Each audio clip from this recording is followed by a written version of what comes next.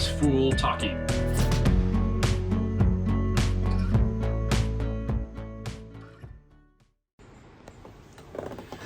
Welcome to Wise Fool Talking, where wise people talk to fools, and I'm the fool. And I'm here down talking to wisdom keeper of the Andean tradition, and we're here outside of Pasto, Colombia, near the on the edge of the jungle. Are we actually on a volcano here, or just on the edge of it, or? We are just in the skirt of the volcano. The skirt of the volcano. Yeah, we can definitely see it here. What's the name of the volcano? Have many names. They say in the ancient language, Taitaurku or Urkunina is another name that they give, like mountain of fire, fire mountain. The Spanish name is Galeras. That is this thing of the boats. How you call it? Like the mast, the sails. Or yeah. Okay. Because have this shape, these three peaks looks like a boat, a big boat. Oh, a big boat. Okay. Because that the Spanish call it like that. Nice. All right, so I've been here sitting. Well, we've been sitting for about 7 days. Probably more. Probably, yeah, maybe 8 days, and probably about 8 to 20 hours per night of something like that. And so I've, since coming down here, I've learned this new verb, and it's called tamambe. And when I try to explain it, to the north, it's hard to describe. So what we've been doing, we sit for hours in a mambeadero. And how would you, what the hell is an mambeadero? Mambeadero is an ancient technology of our ancestors. It's the technology that they have to order the life and order the universe, actually. It's not just to order the common life. The Mambeadero, it's like this space where you build your reality. And you build it through the power of the word. You build it through the power of the word based in two medicines, two ancestral tools. The people call it medicines, but actually the elders say this is not exactly medicines. It's better to call it like tools of knowledge, tools of wisdom, or tools to create realities. I thought they were drugs. In the north, we call them drugs. Yeah, can be something similar in some way. But why? So I always thought a more open name is medicine, but you're saying a more accurate name is tool of knowledge. Tools of knowledge. Yeah, these two tools that we use is like the coca leaves. We call it hibie, or also when it's in this form, this shape, of powder, we call it mambe in Spanish. And we use tobacco, smoked tobacco, and paste of tobacco, call it ambil. These two medicines helps, the ambil, this tobacco helps to clear the mind, saying it in a common word. Can I show it that? So this is ambil, and it's like a paste, right? Mm-hmm. It's like toothpaste, right? And so the elder says is the light of the Father. The light of the Father. Yeah, Okay. to clear the mind, to clear the thoughts, to bring you like a staff in the thoughts, is how the elders say. El bastón del pensamiento. The staff of the thoughts is like this way to understand how to be centered inside of you in order to your worth is not your worth. And he's saying word, right? Word? Your word is not your word? Yeah. Okay. Is the worth of the spirit, is the worth of the territory, or is the worth of that you are connected with. You connect with different kind of spirits, or the main spirit, the great spirit. But this is that, my mind is not my mind right now. My mind is just clear in order to receive, all the information that we need, in order to fulfill the Mambeadero, this act of creator reality. And then we have the coca, this coca leaves powder that we put in our mouth. We don't actually, the elders say we don't eat it. We just sustain it in our mouth in order to have the possibility to create a bridge between these thoughts and this reality and what you need here. So with this is when appears like the real power of the word. You know, all the traditions that I know always speaks the word is first and then comes the creation. You know, and in our ancient traditions, this is something that is like really important, and it's always remembering that the word is first and then the creation appears, because that we know when we sit to speak, when we sit to talk, to weave that kind of words, we are creating a reality with the same power that the Great Spirit create this reality. So Mambiadero is this opportunity to create a reality and have different dimensions, different levels. Some levels are for common life, for daily life, to organize the life, to organize the community, the nation, the family, wherever situation is going on. But also with the elders, you have this, they call it reorder the universe. And it's beyond the common life, you know, it's to weave a word that can allow us to bring back the order for the whole creation. And we do that by speaking? We do that by speaking mainly, but with different, like the four main pillars we call it, you know, like are the symbols, the histories, the songs, and the dances. These The four symbols, things, the histories, the songs, and the dances. And Yeah. those are the 4 pillars. these are the four pillars that we work with in the Mambiadero. You know, we use that, but mainly it's through the word, or singing, or dancing, or just weaving symbols like this. And this is actually a medicine from the jungle, but we are here in the edge of the jungle. You know, like here is one point, we call it a, you know, like Andino-Amazonico, like Andean Amazonic point, where these two worlds like create a bridge, a point of contact.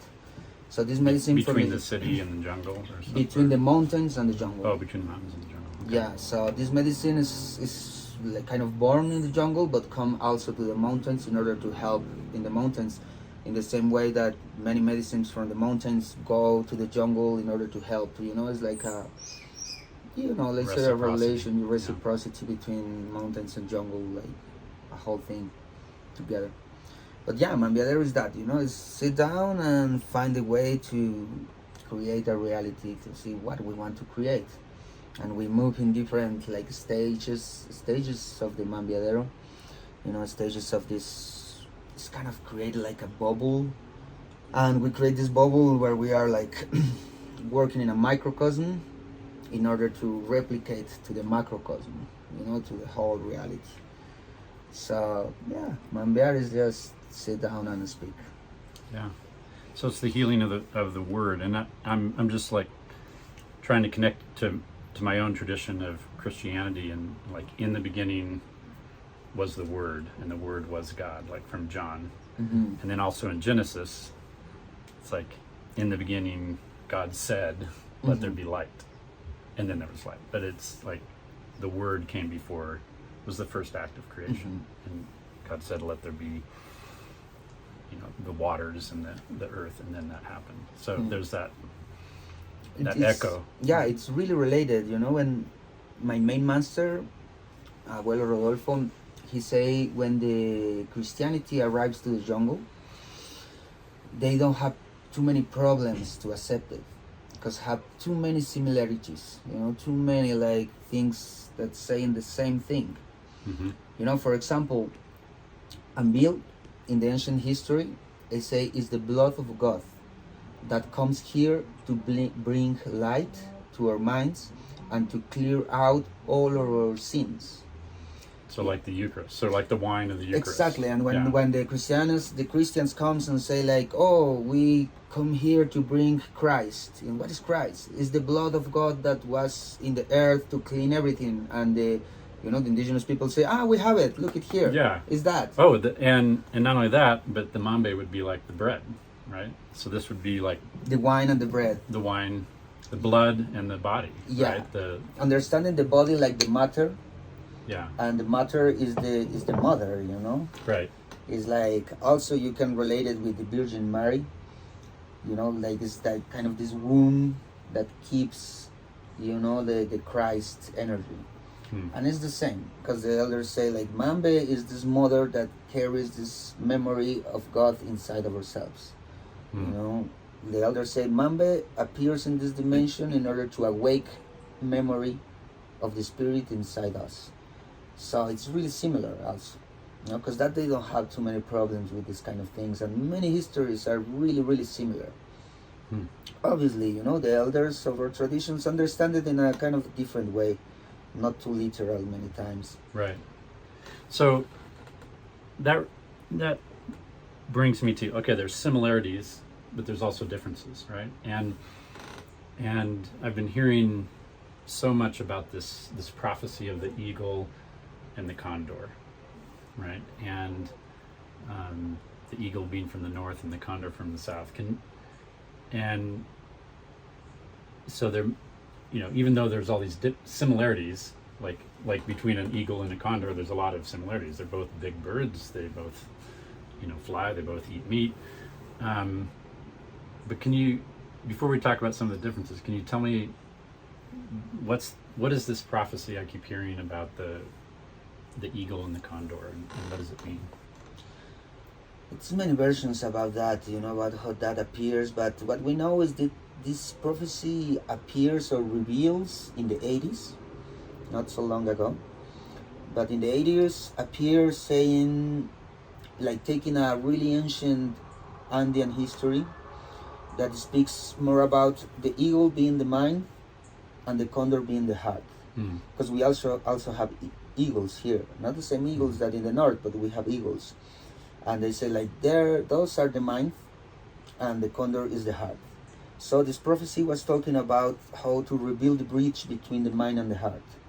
But then in the 80s, this prophecy appears like in a new spectrum of understanding, when the elders say, also from our traditions, the elders say like everything how is inside, it's outside. I think this is also knowledge from the Western. It goes all the way back to like Hermeticism, like one of the first of the 7 laws of like Thoth in the Egyptian code, like as above, so below. So, exactly the same. I don't know too much about that, but I know here we have the same concept. Like it's not concept, the same knowledge, the same wisdom to understand that. So in that sense, they start to understand, okay, if this prophecy is talking about this inner process that we are building that needs to happen today, it's also happening outside. And they see it in the relationship between the north of America with the south of America.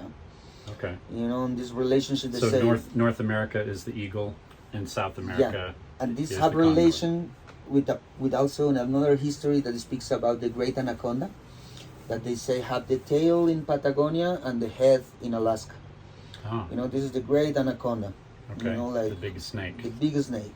Yeah. And the prophecies say when this snake awakes, when she awake, she gonna like put an arrow to the center of the central Pacarina, we call it, like the Pacarina where the life grows. Like it's the Mediterranean. Okay. Mediterranean Sea. And they say when the anaconda wakes, this arrow gonna go from America to the Mediterranean, and in the Mediterranean gonna like explode to all the world, this explosion of awakening people, of awakening the consciousness. But the elders say this big monster that they call the monster of consumerism know that and was afraid of this. Afraid of the snake, afraid of the awakening. So what he makes is to cut in 2 pieces the snake, and this is what we know like the Panama Channel. The Panama Canal is like cutting North in America and South America, which is one snake, cutting it into 2. So they say the head of the snake is Panama to the north, and the heart is the Panama to the south. Because that we are people of the heart, and the people of the north is the people of the head. And you can see that, it's kind of obvious, in the people, in the culture and society, it's really evident. So with that prophecy related with the other one, they say, it's the eagle and the condor, the head the mind and the heart. And we need to rebuild that, like reconnect it. To reweave it.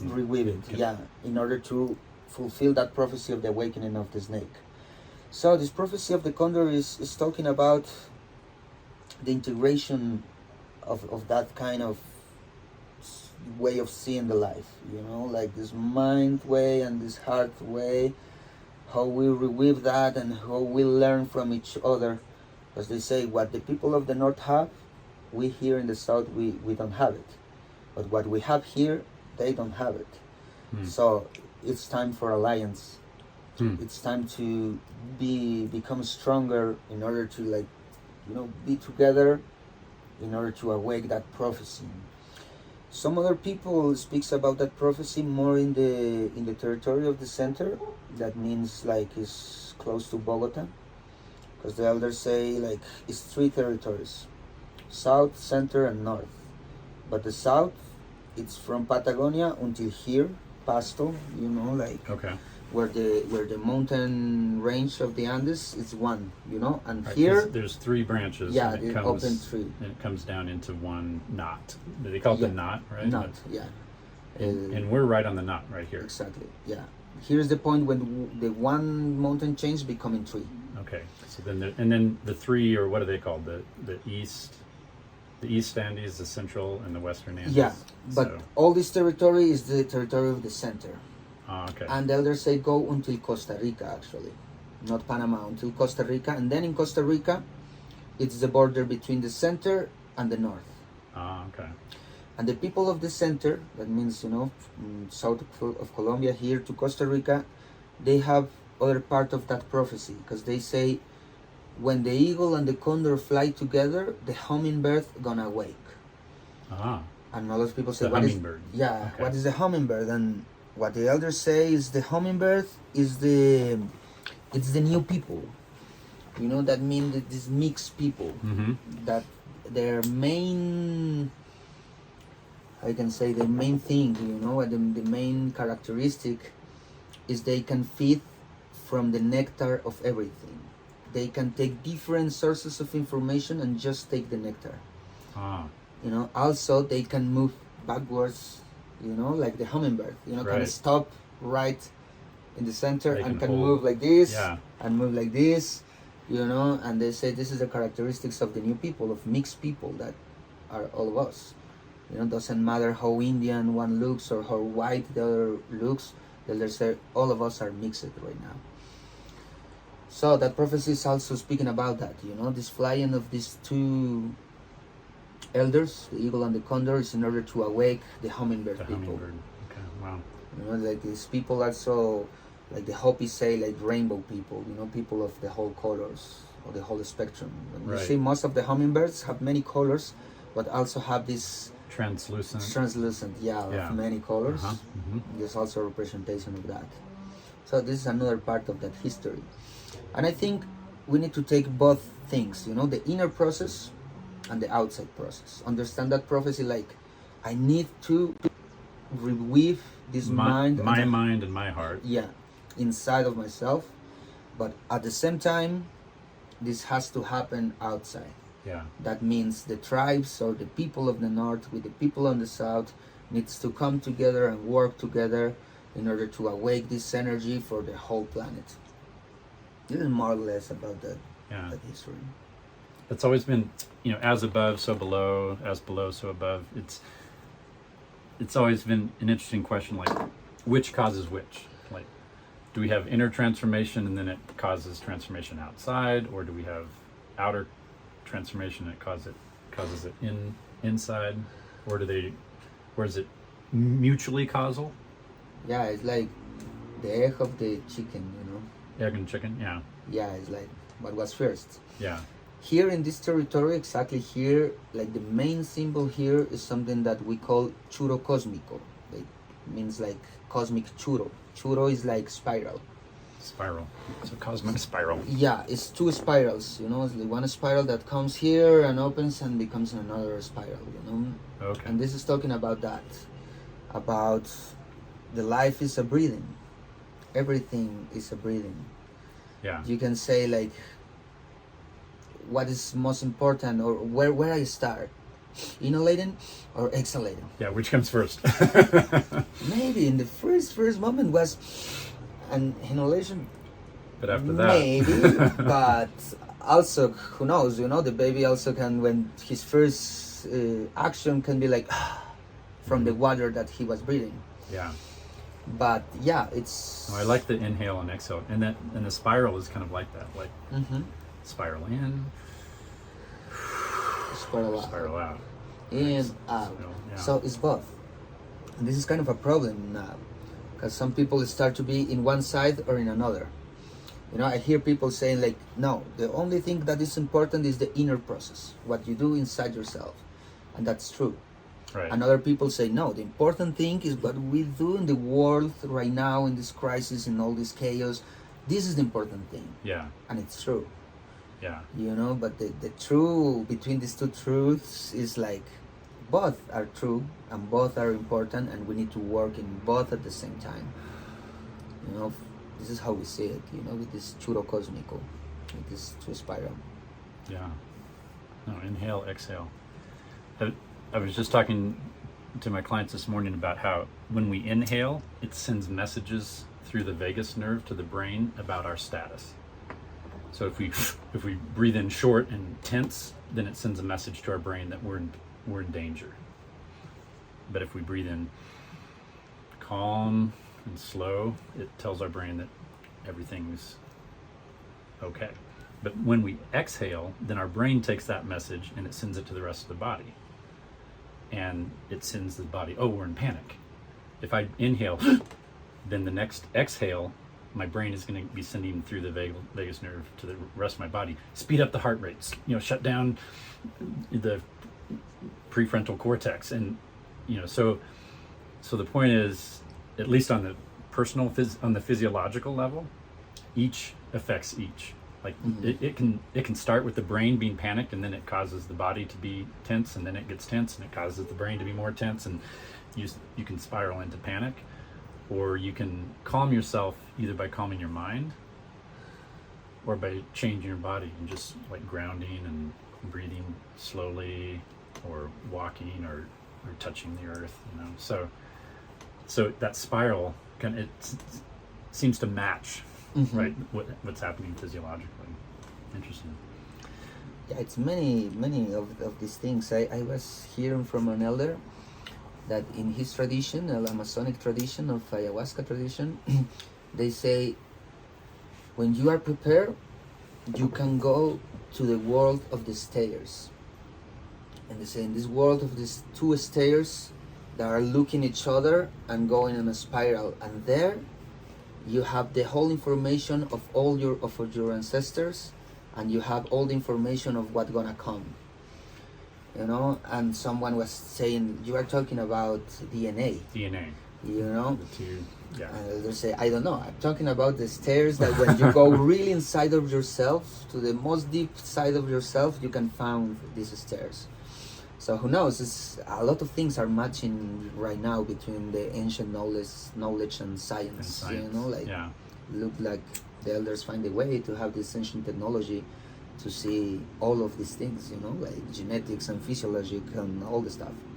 Yeah, so I mean, just one area of exploration of weaving the head of the snake with the tail of the snake would be to take the genetic spiral stairs with the deep wisdom of the stories and the traditions that are still alive in some parts of the South. For sure. And have that conversation, right? Like, what about the gene codes, and and that approach? It's more a northern approach, but tie that into the stories and how you can't. The northern science has always wanted to reduce the metaphysical to the physical, and say all that religion, all that talk of mysticism, all that talk of philosophy, that's just fuzz on the top of the real reality, and the real reality is just physical.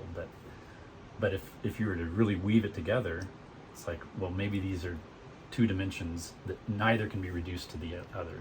Like, you can't just reduce it to the mystical religious, but you can't just reduce it to the physical either. So that'd be fun to continue that conversation. For sure. I think this is what we need right now, like make peace. Yeah. peace between all these ideologies or all these thoughts or all these ideas that say I'm the truth. I think the peace comes when you say, okay, both are true and both are important, and we need to live both in order to have a real life. Yeah. The elders say in the Andes, they say you are not real if you don't align all your bodies, and they speak about 4 main bodies. That we can speak in different way, or to reduce it, we can say like the thoughts, the feelings, the words, and the actions. Like mind, heart, word, and actions. Yeah. They say these 4 things has to be in the same line. If these 4 are in the same, you are real. If it's not are in the same, you are not real. You are just in one part of the reality. If your words don't match your actions, if your feelings don't match your thoughts. Yeah. Or your thoughts, or your thoughts, words. thoughts and actions, Yeah. words. Or any one of them is different. My thoughts and my emotions, can my be actions might be one, but my words are saying something, or It's- my feelings might be here, and I might be saying something else and feeling something else. Yeah, and they say like this is how we can become real. Yeah. Real people, real persons. So I think it's the same with these other ideas. In order to be real, we need to have science, and we need to have ancient traditions and mythology, and all this stuff are parts of one body. And we are looking what part of the body is real. No, this hand is real, and the other say no, this leg is real, and say no, the nose is real. And it's a fucking insane discussion. They don't have sense. What do you mean? It's a whole thing. Yeah, again, from the Christian tradition, like the body, the hand can't say to the foot, "You're not important," and the nose to the ear. So that's another these stories just so align. But okay, an important metaphysical question: which beer is better in Colombia, the Andina or Club Colombia? This is a really important metaphysical question. It's a whole subject, because this one have better ingredients and have it's more kind of healthy in some way. Club? Yeah, have better ingredients, is made in a better way. This is not that much, but this is made from a company that have a monopolium or kill all the other companies that wants to make beer, and this is more free company. Okay. We are in a paradox here, because this is healthier, but this is kind of with blood. This is healthier with blood, and this is like more free economy, but not as healthy. I don't know what. So we need alignment. We need an alignment. We need a third, because neither is fully real. Because thought, action, word, I don't know, and feeling. Bring a glass and put both together. I don't know. Well, cheers anyway. Yeah, it's a tough choice. Yeah. What's the third option? I always say if you have 2 choices, you don't have freedom. There needs to be a third choice. So maybe we need to look for a handcraft, artisanal beer. Artisanal. Okay. Wow. So you were talking about these four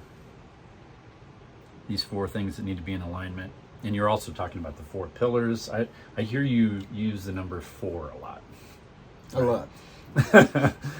So talk to me about the significance of that. And we're even sitting here in front of a symbol that seems to be pretty important to you.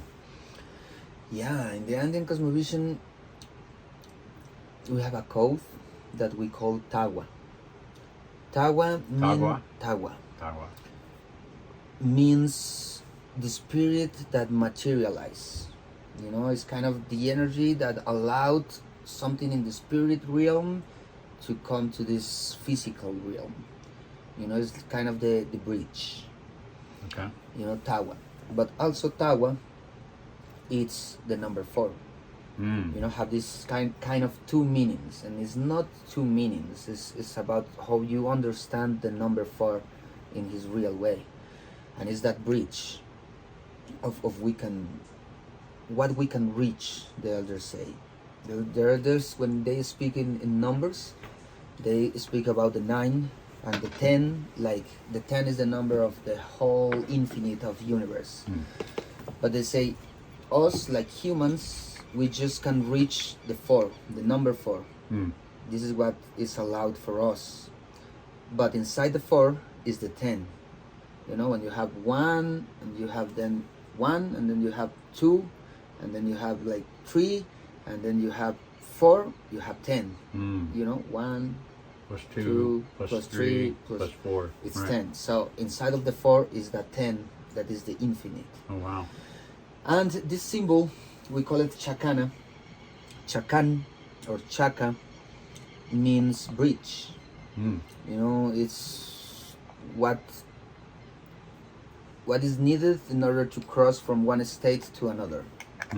So chakana also is named chakanhana, that means like the bridge to the heaven, or to the bridge to the high vibrations. So for us, this number is the number to order everything. You know, when in our own tradition, in our own myths, to call it in that way, we don't call it myths, because myths have this thought about being a lie. You know, it's like a lie, it's fantasy. Like myth busters. We're going to bust a myth. This is a myth, it's not true. Yeah. So we say ancient histories, or histories of healing is also another way that we call it. But in Histories order of healing. Okay. yeah, in I order like to that. understand, we say myths, you know, like for the people to understand what we are talking about. But yeah, in our myth, they say everything was in chaos. And when the great spirit Viracocha comes here, in order to put in order everything, he brings the chakana, this symbol. That means he brings the code of Tawa. And this is the creator? Like, It's kind of the creator, yeah. Have many names and particular names for different stages of the consciousness of the Great Spirit, call it in some way. okay. But we can say it's the creator.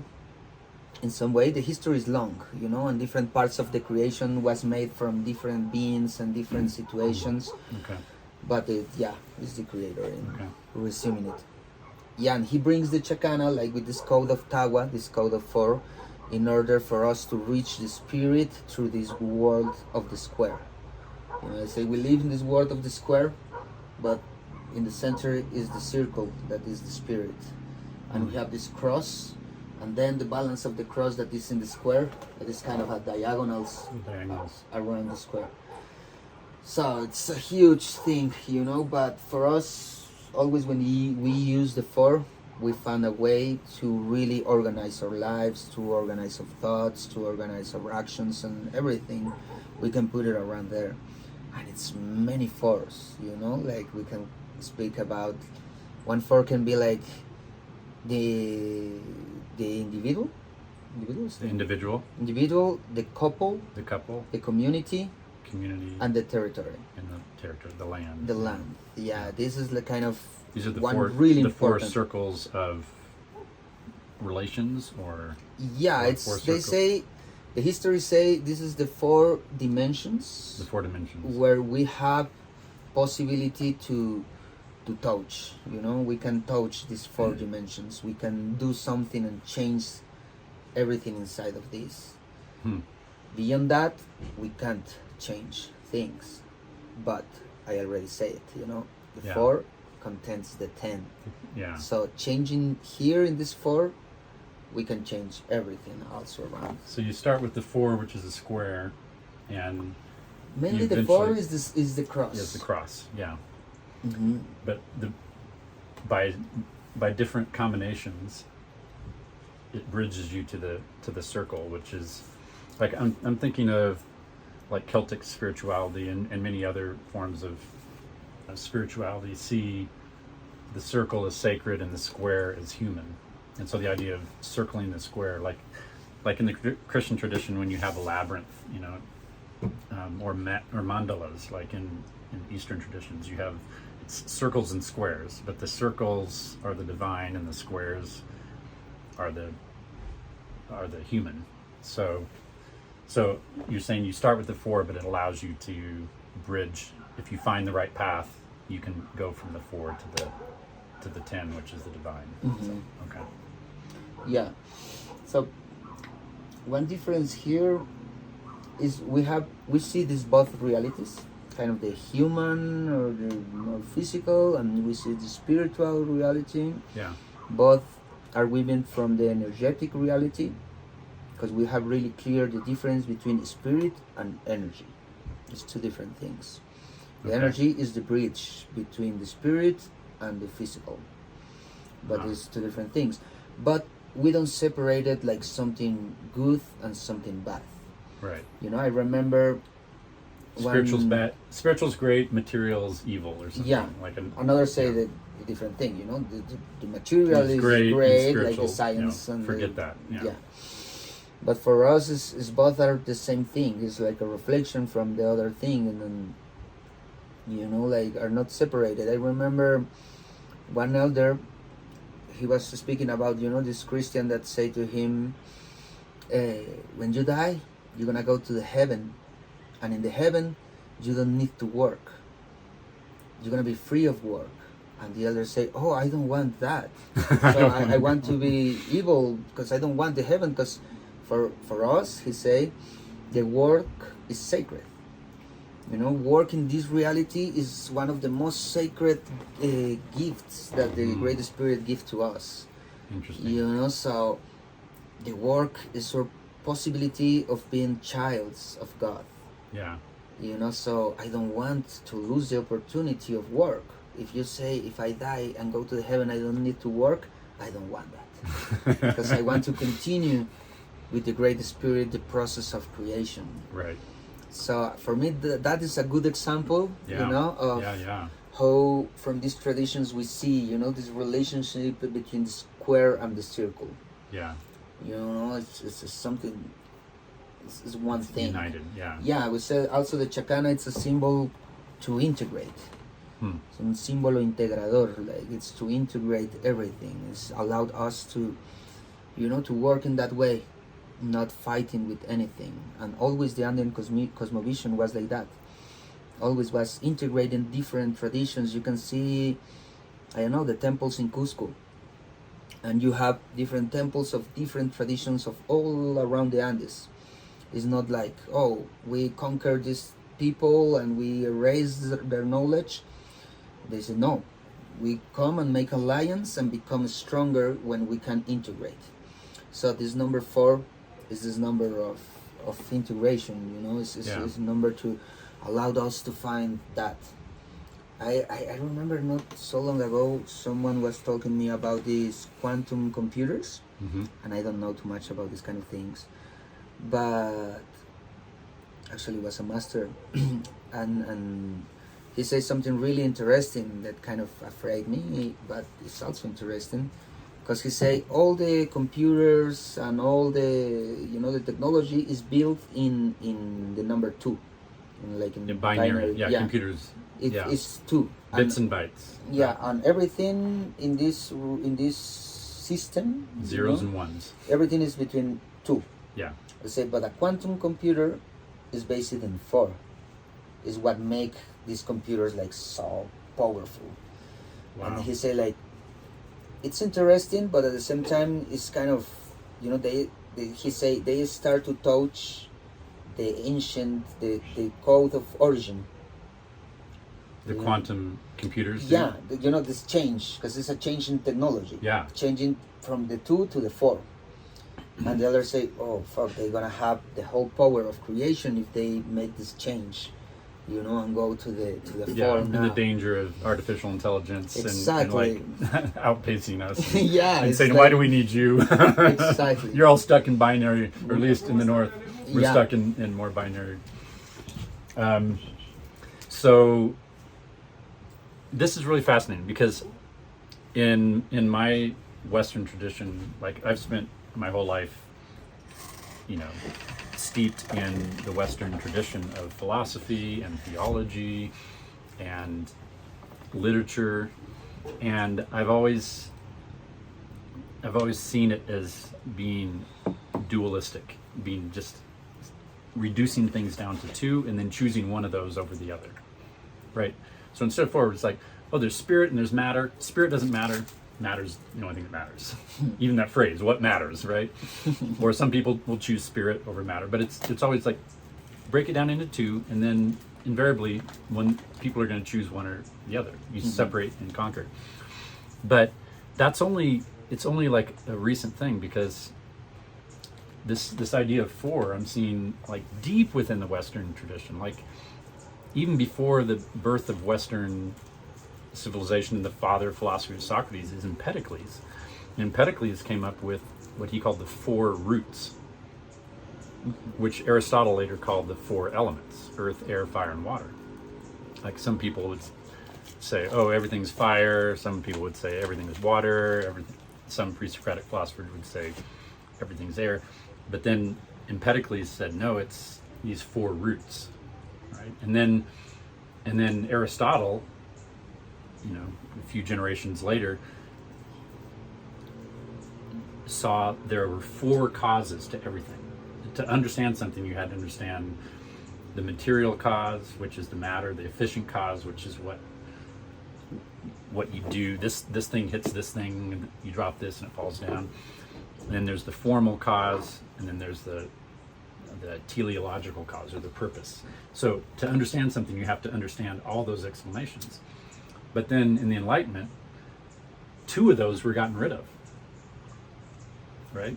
Because they're like, no, we don't need four explanations. If you can, Occam's razor, if you can just have one explanation or two, that's better than four, because simpler is better. And so at that point, two were cut off and cast away, namely metaphysics, like the religious and the formal, the idea and the forms.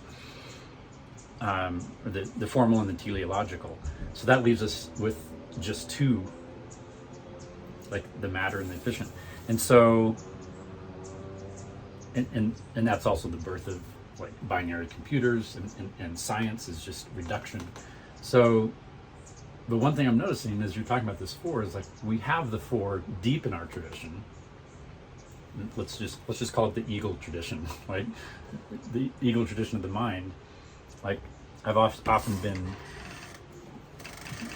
like feeling like I want to reject it just because it's so reductionistic and it's so dualistic. But if you go deep enough, there is this pattern of the four. The four roots. That's really the base of that came even before Socrates.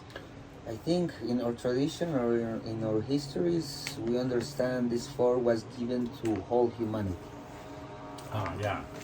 For all of us, we receive the same.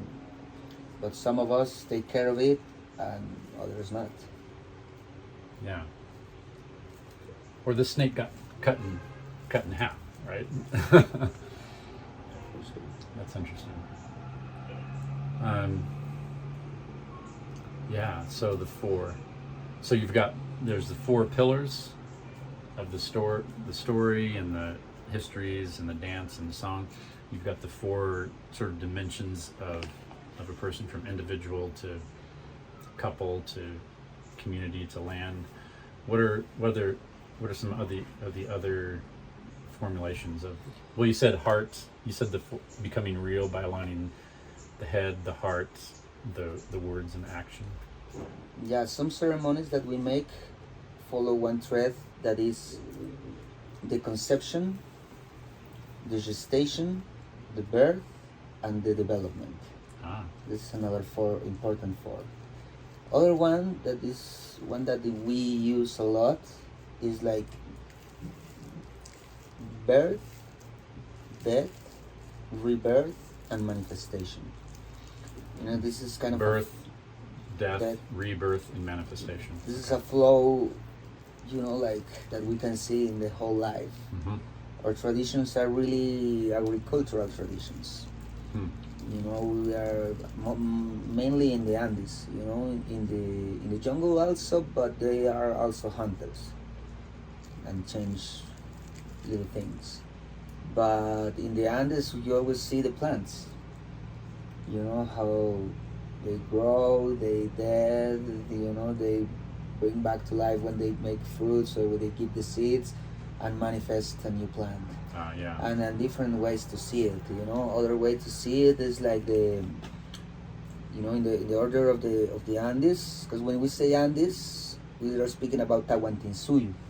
Tahuantinsuyo is this that some people call it the Inca Empire. The Inca Empire. Yeah, Okay. it's not exactly that, but they call it like that. And this actually is not just mountains. Okay. They have different environments and like different places, and they, in how is geographically, have these four: in the ocean, the desert, the mountains, and the jungle. Ah. This is one important four for us. So the Andean refers to all four of those, not Yeah, just the mountains. not So just the the Andean's mountains. like the whole region. Okay. It's including these four things. Okay. And inside of these four things, many other things. Because also our vision is really fractalic. Yeah, fractally. Like have everything inside. So it's the same pattern, however small you get or however large you get. Yeah, and Yeah. always seeing two, but understanding two, it's four. Real, actually. Like you put the snake and you can say it's the head and it's the heart. But you can also see inside of this, in the upper part, Yeah. you have the head, but you also have the throat. The throat, the head and throat, right? Yeah, and in the south part, you have the heart, but you also have the stomach. The belly, It's yeah. not the stomach, it's Yeah, all okay. this The gut. brain, The gut brain, yeah. Yeah, it's two. So actually, Yeah. you see two, but it's four. Right. And in a couple, and always is a couple in the Andean cosmovision. Always the couple and the couple, but the couple always is four.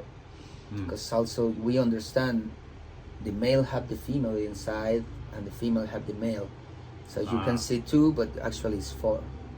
So even when you see two, you see four. Exactly, yeah. Even when we see four, we're like, well, that's really two because it's. Yeah, it's what direction to sit. Let's make it simple. Let's divide that and. Yeah, it's kind of and both things are like what we say in the beginning, like, okay, what I'm gonna do? I'm gonna inhalate or I'm gonna exhalate. Yeah. And you Well, I make noticed. it, I noticed when that's I'm it. down here, for every 2 beers I get, you get 4. Yeah. No, not really, but. Almost. Well, I was just pulling this out of my bag and noticing the similarity. It's this Coptic cross that I picked up a while ago. It's a ancient, from the Coptic Eastern Orthodox. I'm just noticing like the similarity of, the Eastern Orthodox who were more, who were, let's say, less dualistic, and they maintained a more holistic view of theology.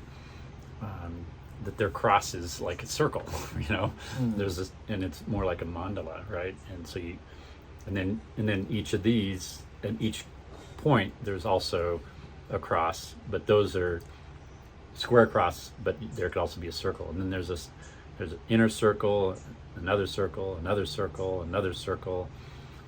And I can just stare at this and hold this for hours, and just, it's so, there's something about the combination of the square, the horizontal and the vertical, along with the circle, that's just, it's powerful.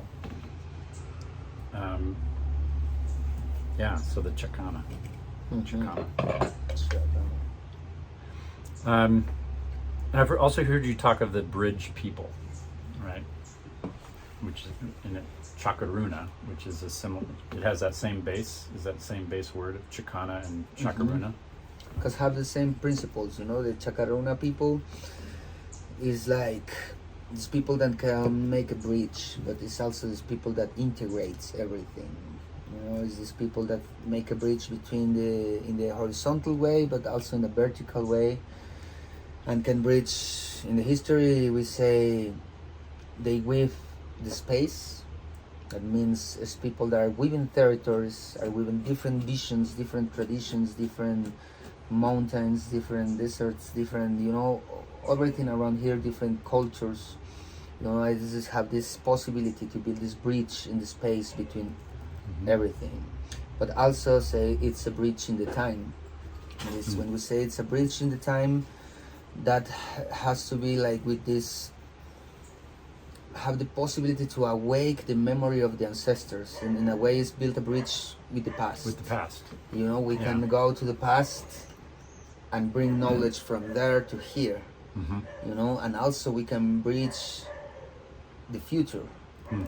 You know, we can create this bridge to the future of understanding what we are doing and what we want to happen.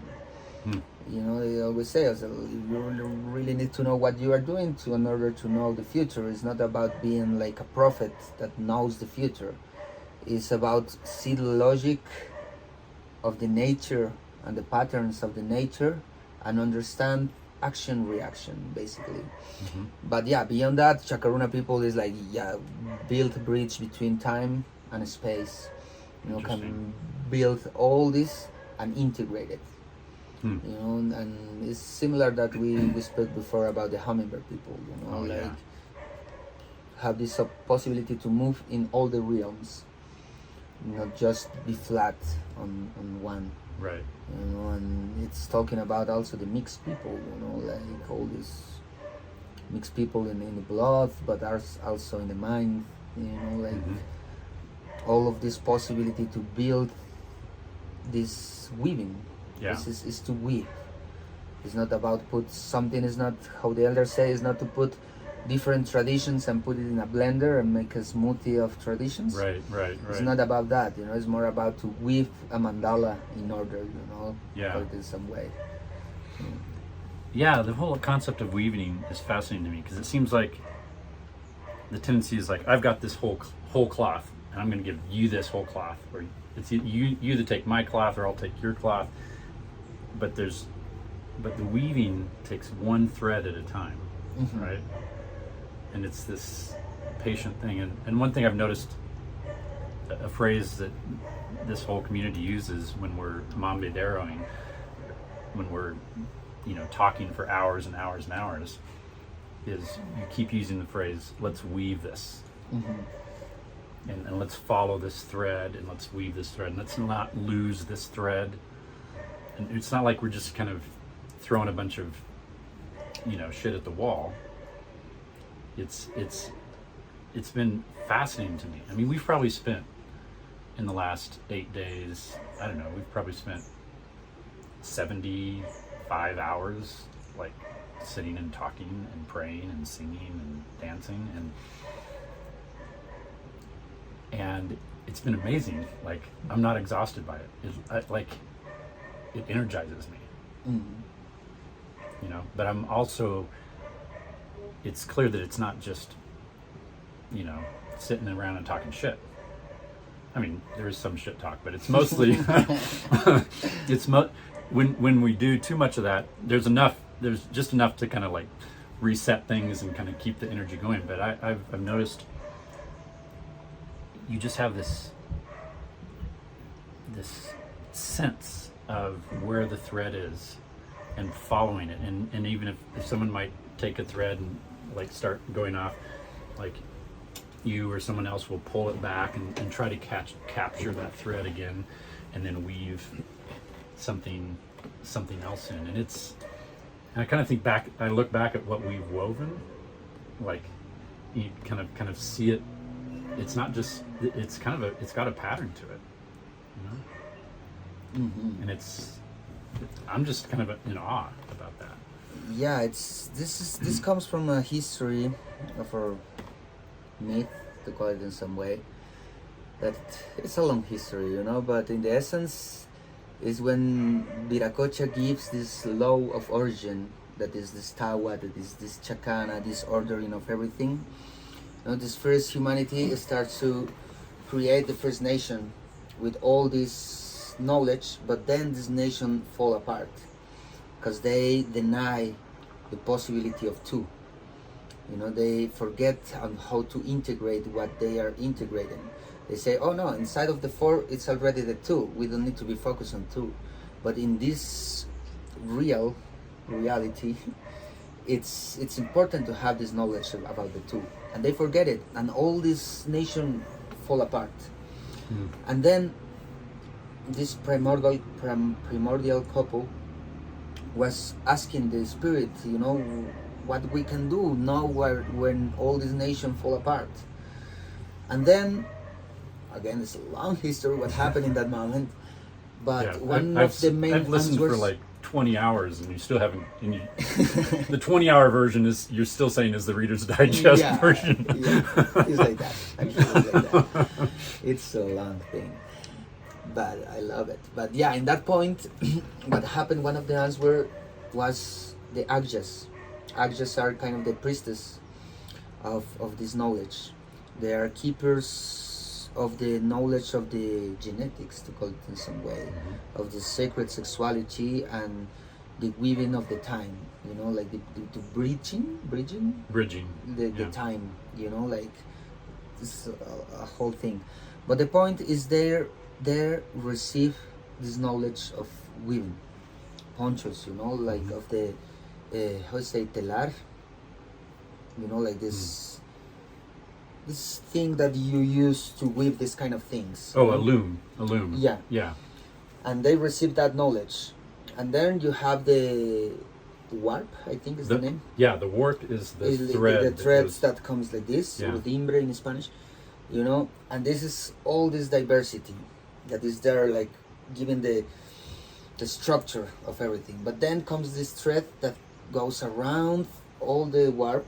The weft. It's the weft, right? Like the I thread, think, yeah, like the I think thread. they call it the weft. I was just talking to a weaver about this, and she said it's like this is the weft and this is the warp. So yeah. What is the name in English? Weft. Weft. W-E-F-T. Weft. The weft. Yeah. It's and the this horizontal. is the thread. Yeah, that goes like that, and then you match it. Okay, it's ready. Put it down. Yeah. And you go like that, and in that way you start to build all the different patterns. And when this Agya, this priestess, received that knowledge, this was the main tool or the first tool that this primordial couple that we called Inkari and Koyari. Inkari and Kolyari. Yeah, this is the primordial couple. Primordial couple. Yeah. Like Adam and Eve, sort of. Yeah. Kind of. Because it's not just, they don't just bring the origin, they are more like the who brings the civilization. They bring civilization. Okay. In order to, like, they order everything in the human like is in the spirit. Okay. They use the tawa, like Yeah. to put it here. Because there had been humans before, but they were the first one to reach this higher level Yeah. of consciousness and higher level, like making love instead of just biological sex. Exactly. Yeah, they go Okay. way beyond. So with this knowledge of the weaving, they understand how to reweave the nation. They say, okay, all this nation fall apart, but now we need to continue trying. And with this knowledge about how to weave, how to have this vertical and horizontal all together, creating these patterns that have also the diagonals, what cross in the middle. Right. And with that knowledge, they create the civilization. So, because that is really important for us, speaking about weaving. And we can understand weaving in different dimensions, in different sense, weaving, weaving a world. So we start to understand, okay, what we are talking about, what is horizontal here, what is vertical here, and how we move through that, in order to bring a creation. Yeah. So, yeah, from that history we understand, always we speak about weaving, because we are weaving nations, we are weaving thoughts, we are weaving ideas, we are weaving bloods also, like everything start to create this huge poncho, like this huge tocapo, we say, like tocapo is in Quechua, that means like this huge symbol, call it in some way. But it's a woven symbol. It's a woven symbol. Okay. Yeah. No, this idea of weaving is just fascinating to me. And even as we've been weaving over these last 7 or 8 days, and you've talked about this eagle and the condor and the two halves of the snake. I've just been, one of the constant questions that's coming to my mind is like, how do we actually do that? Right. I mean, I'm working on it internally, right, on the inhale, but how do I exhale that and do that externally as well? And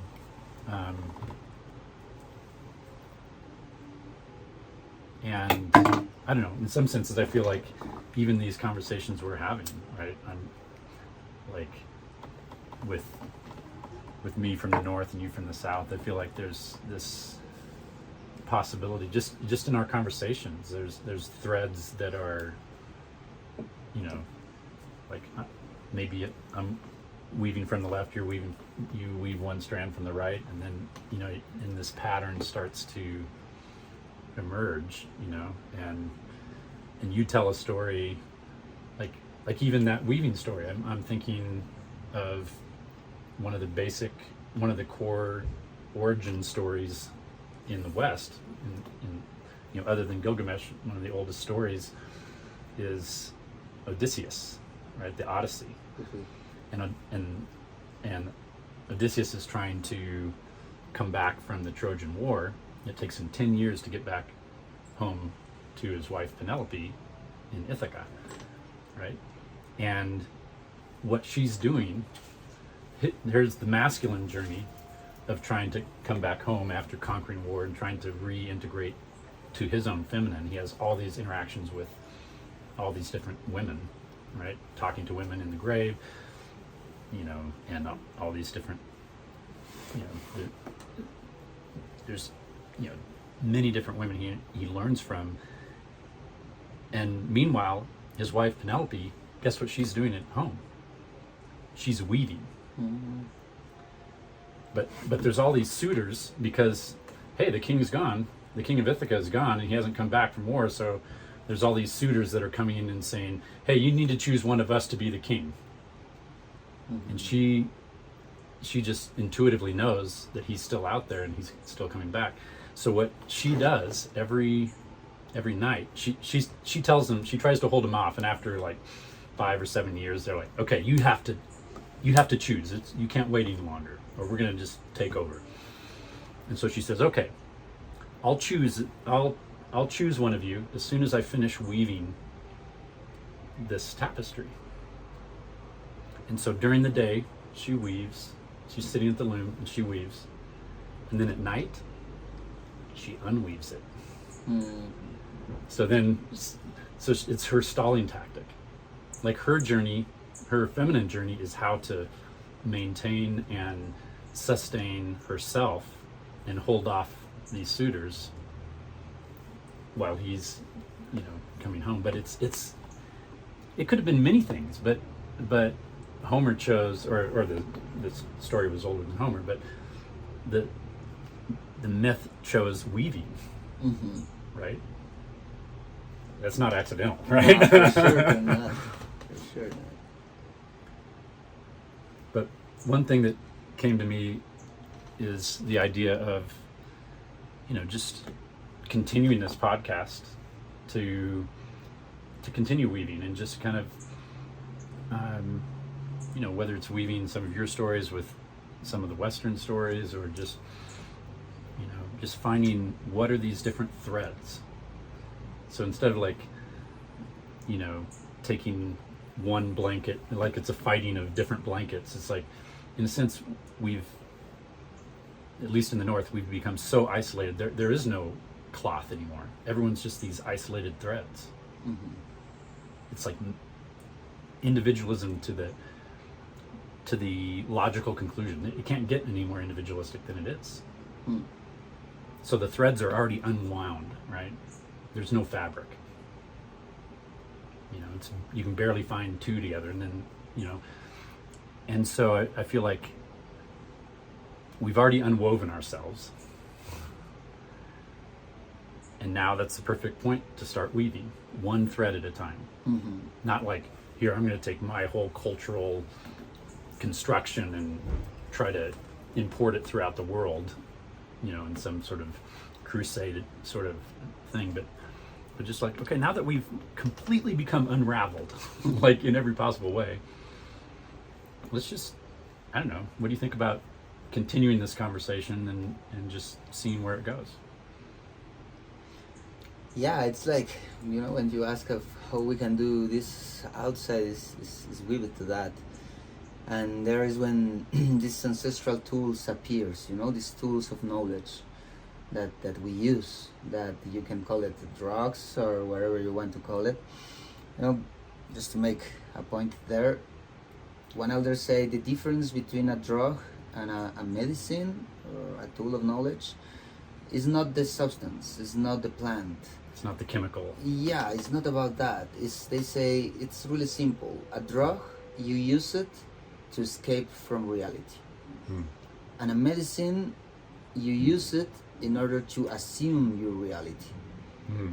You know, To realize your reality. Yeah, to be like to become your reality. Yeah, don't escape from your problems. You know, you use a drug to escape from your problems. Mm-hmm. You use a medicine to see your problems and fix it. Ah. You know, this is the difference between a drug and a medicine. Right. You can drink ayahuasca like a drug. Oh, sure. And you can become a drug. You just take it to go away of the reality and be in another place, and that's it.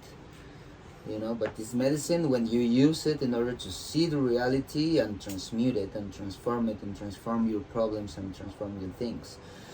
So we alone don't have the power, you know, to really reweave this unwoven society. You know, right. this is how the elders call it. They say our mission is to reweave the unwoven society. Okay. So we are like the weavers in some way, but these medicines are the tools to weave in order to the people can realize they are not just one thread. They're part of the whole thing, of the whole fabric, and we need to come back to that fabric, you know, to the tapestry or whatever, this poncho. So it's the moment, you know, for these medicines, and it's happening.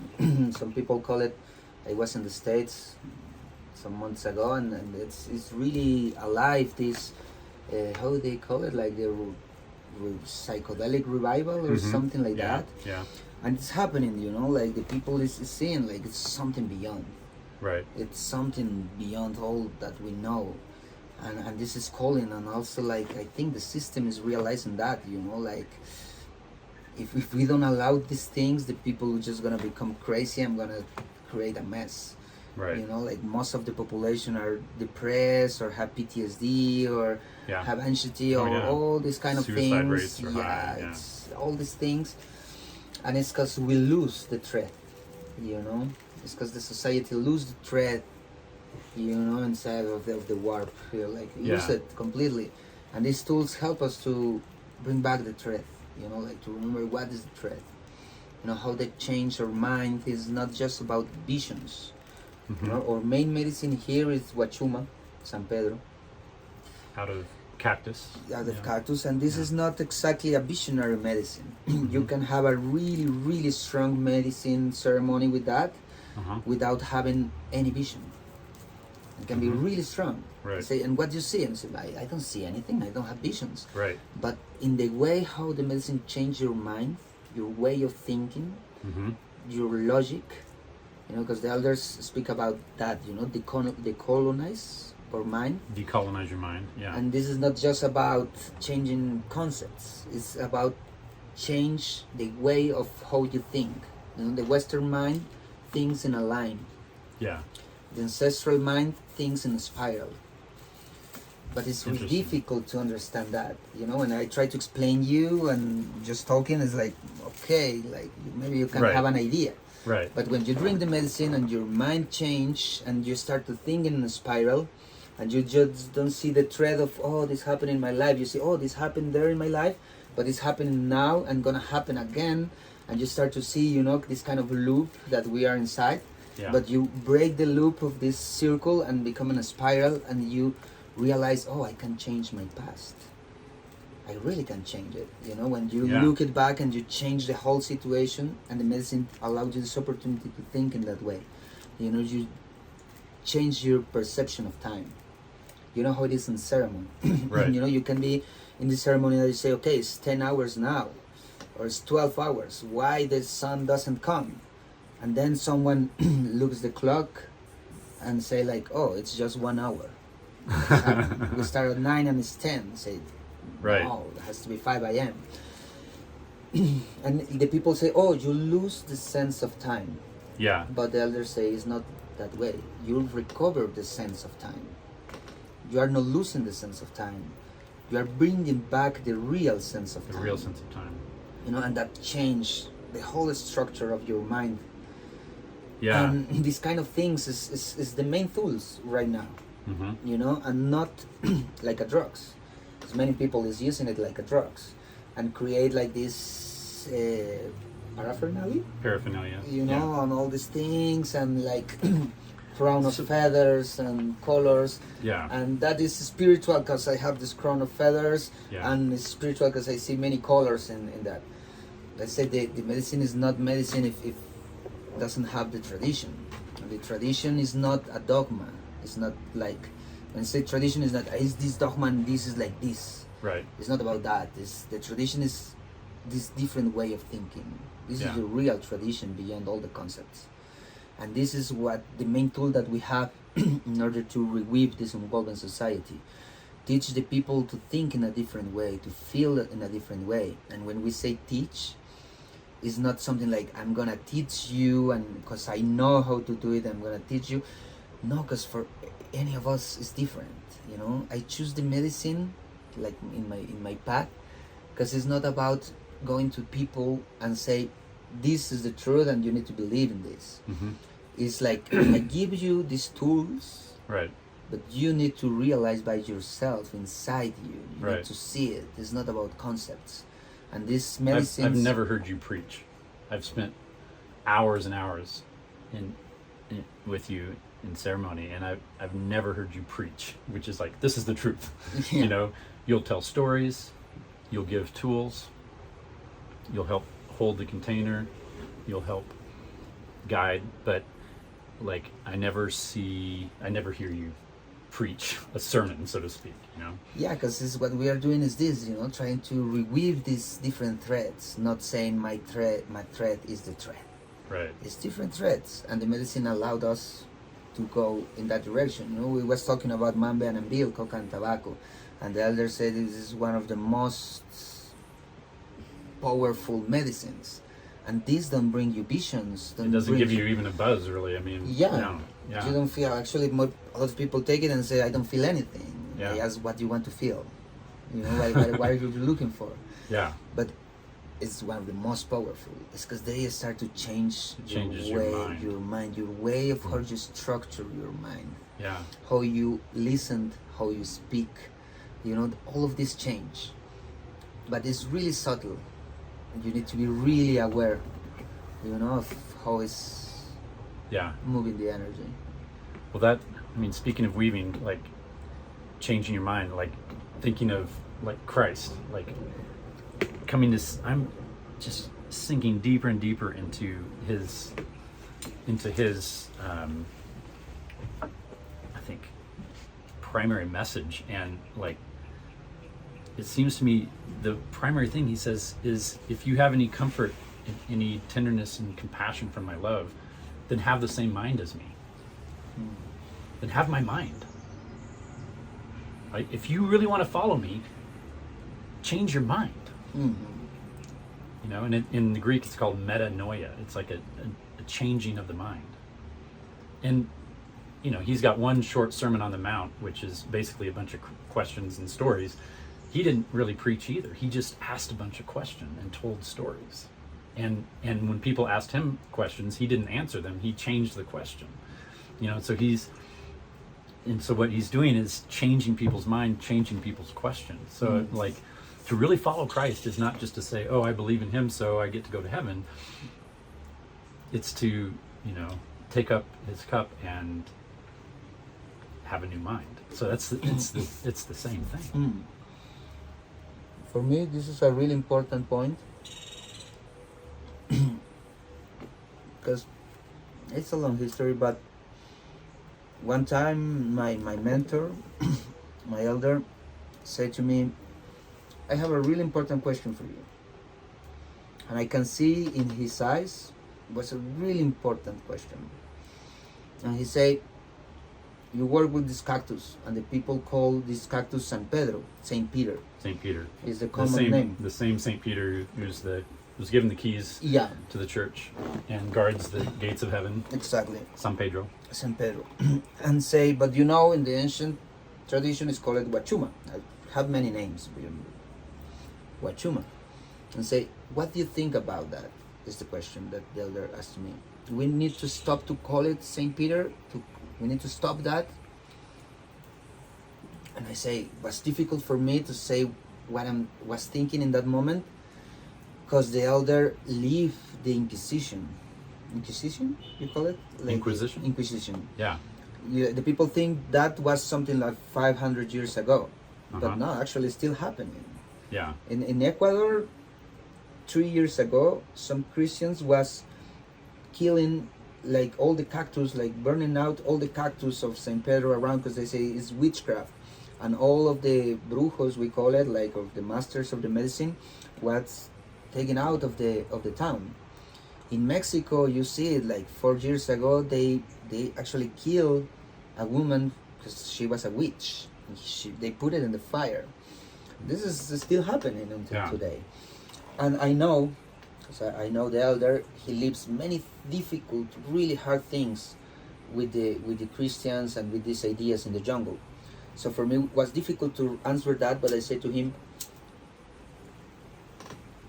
I don't want to stop to call it San Pedro, because I feel if we just stop that, everything that happened, all the blood, all that happened 500 years, or start to happen 500 years ago, was in vain.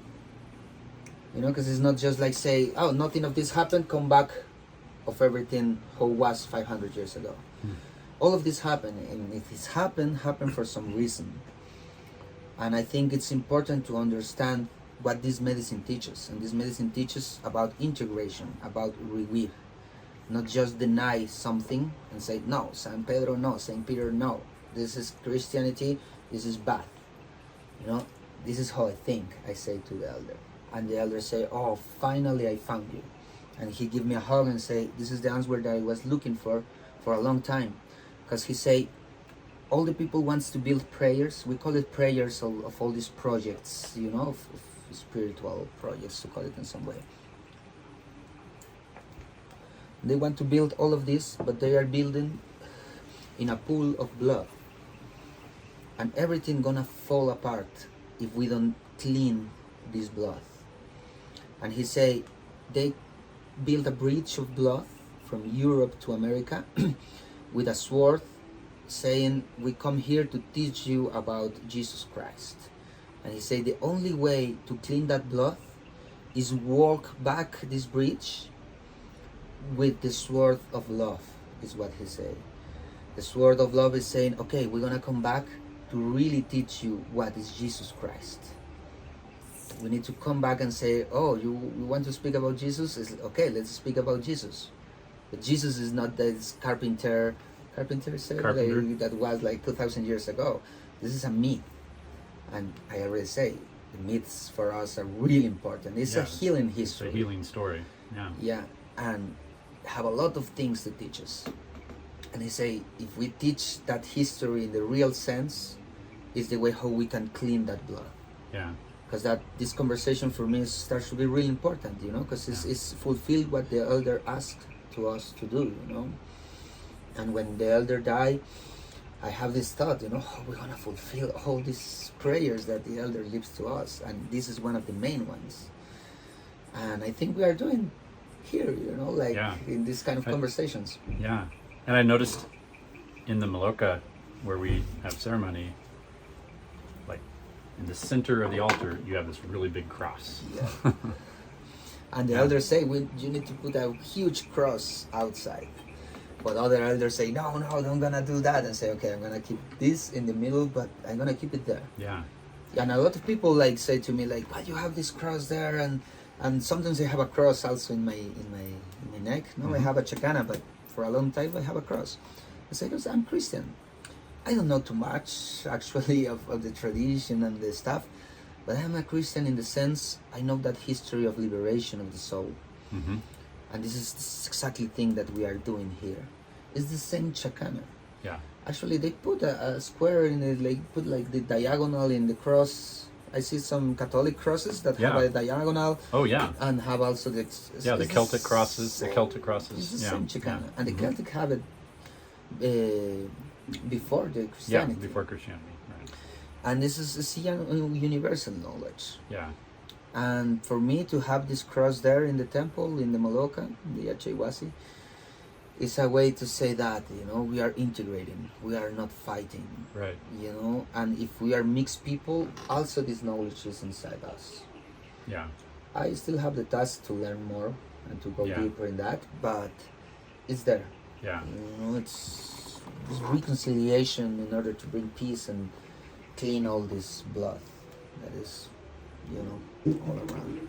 Yeah. Well, I mean, I have people worried about me, like coming down, spending all this time in Mexico and Colombia, and we're going to Brazil soon, and spending all this time with shamans and wisdom keepers, and they say, "Oh, are you still a Christian? If you're talking to them, like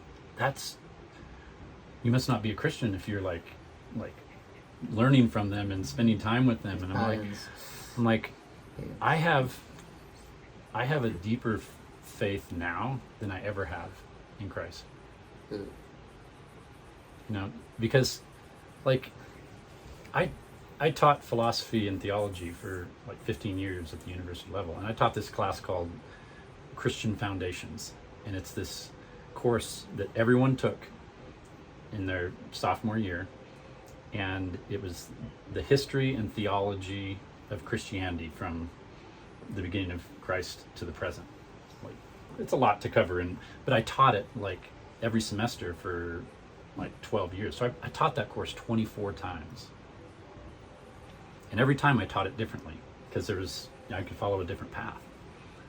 And I just realized how many different Christianities there are. Mm-hmm. Like, am I a Christian of Rome? Am I the Roman version of, the Roman Empire Christian? Not so much. And I'd have students come up to me and they'd say, "I think I'm an atheist. I think I'm becoming an atheist." And I'd say, "Oh, that's great. We're all atheists. We all have gods that we don't believe in. So tell me what God you don't believe in." Like we all have gods, and we all have gods we don't believe in. So all of us are theists and atheists. It's just we choose differently. Yeah. And they'll say, "I don't believe in God who like judges people and condemns them to hell for eternity just for like for a sin or not, I'm like, well, I don't believe. I'm an atheist in that God too. And so let's talk about what God you do believe in. And so my conversations with you and with others here, they've helped me see Christ. I mean, we tend to fill in the face of Christ with our own reflection. Right? There's this great book by Flannery O'Connor called Wise Blood, and they're after this little Jesus statue, right? And then they also look, this Jesus statue is in a case, and they look at the case, like in a museum case, mm-hmm. and they look at the Jesus and they see their own face. So, Flannery O'Connor is kind of making this comment that we say, "Oh, I worship Jesus," but we're really just seeing a reflection of ourselves. Mm-hmm. And there's like a million different versions of Christianity. So I've all this to say, like having these conversations and these long weavings have helped me see more deeply what it really is to have the mind of Christ. Exactly. So, yeah. How about we continue? Shall we continue this conversation? I mean, should we continue doing this for a while? Yeah, for sure. I think it's a lot to weave. It's a lot to weave. Huge poncho, full of patterns, and we can continue this. I think, like when we, to call it in some way, when we see God, this feeling. I know a lot of people know what I'm talking about. This feeling of seeing God, of feeling it.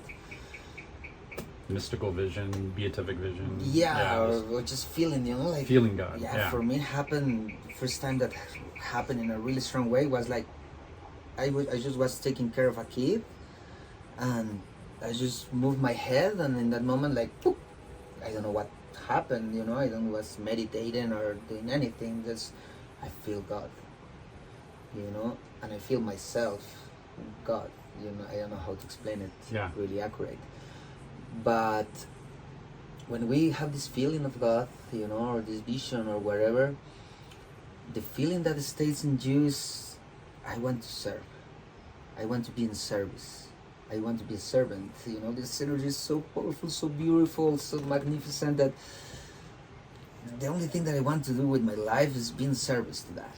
Uh-huh. And have this kind of conversations is a good way to be in service to that, to share with the people, inspire the people to look for that truth, that inner God, and give tools with these words, or at least place the right questions on the people. It's a huge service. So in that sense, I have this feeling that I want to continue this conversation. I want to continue like sharing with the people, sharing the tools that we can share, and I always been really clear. I'm not an enlightenment master, enlight master, or something like that. It's not about I want to say evangelize. Yeah, evangelize yeah. the people or something like that. It's not about that. I'm a normal human. I have a lot of mistakes and a lot of different things, but this knowledge like bring me one path, and this path bring me a purpose Yeah. for my life, and this is really healthy. At least it's really funny. It's like it's a funny life. Some people ask me why you do what you do.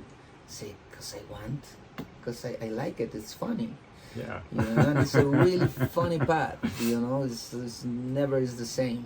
With the medicines and these kind of conversations, we can have another conversation and speak really opposite things of what we speak now. Yeah. We have this right to how you say, like, to revise. Yeah, to revise and contradict ourselves. Totally. And this is really funny. So let's have fun and continue these talkings. That raises a point. Like when I've been planning on doing this podcast for probably 3 years, and something in me just couldn't get started on it. And it finally occurred to me, if I can just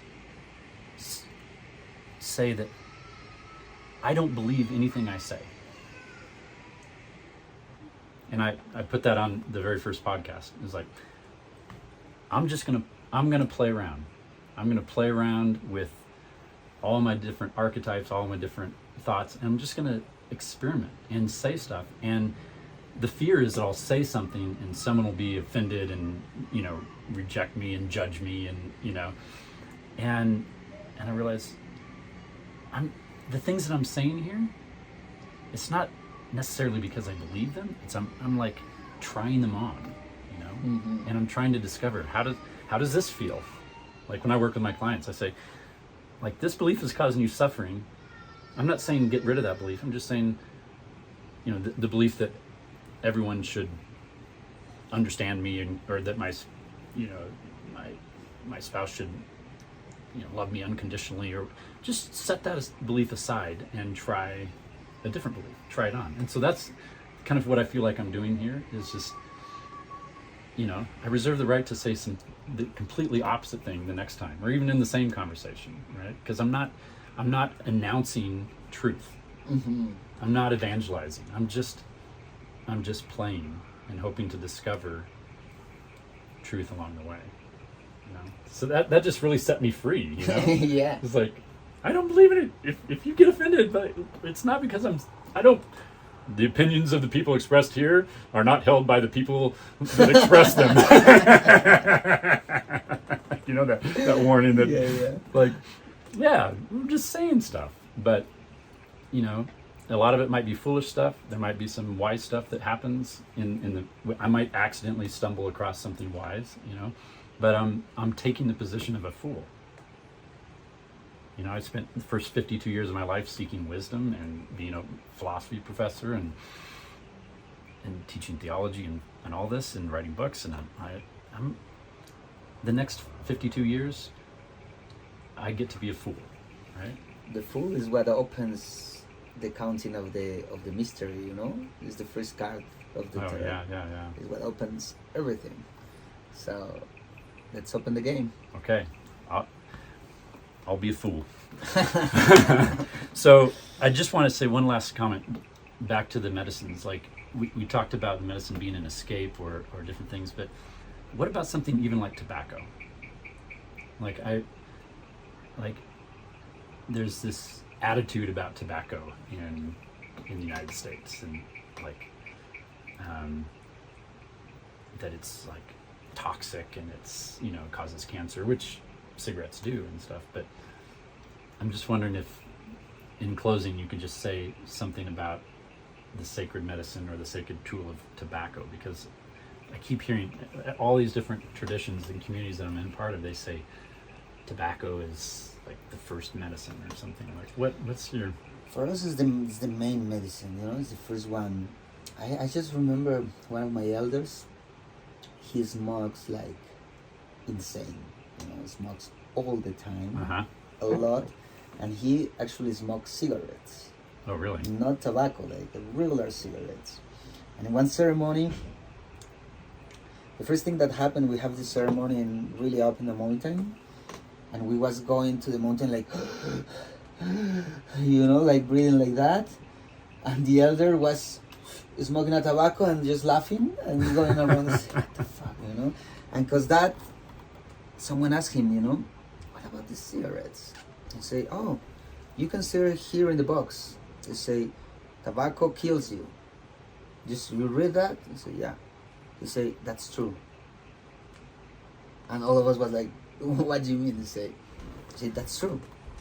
He is the power of the fire. It's like the element of fire, the spirit of fire wants to have communication with us in a different way, you know, and that way that he found is becoming a plant, and he become in tobacco. The fire became tobacco. Yeah. In order to have another conversation with us. And I say, it's fire. This can kill you or can give you life. You know, everything is what relationship you have with him. He say his father died with 114 years. 114 years. 114 And did he smoke? And he smoke. In his tradition, they start to smoke when they are 6 years old. 6. Wow. 6 childs. And he lives all this time smoking all the time, all the days. And with this, I'm not saying to the people, oh, just smoke because the tobacco can kill you.